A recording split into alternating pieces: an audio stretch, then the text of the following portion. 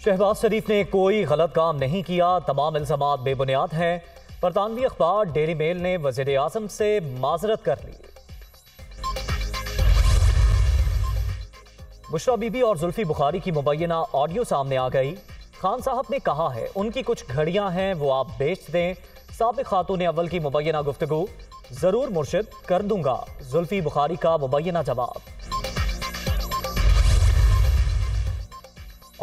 पहले कहा जा रहा था घड़ियां उमर जहूर नामी शख्स को बेची गई, लीगल नोटिस भेजा तो अब नई कहानी सामने आ गई। मैंने कोई घड़ी ली ना ही फरोख्त की, ऐसी ऑडियो तो बच्चे भी बना लेते हैं। अखराजात अपनी जेब से अदा करने को तैयार हूं, फौरी फॉरेंसिक कराया जाए, जुल्फी बुखारी का मुतालबा।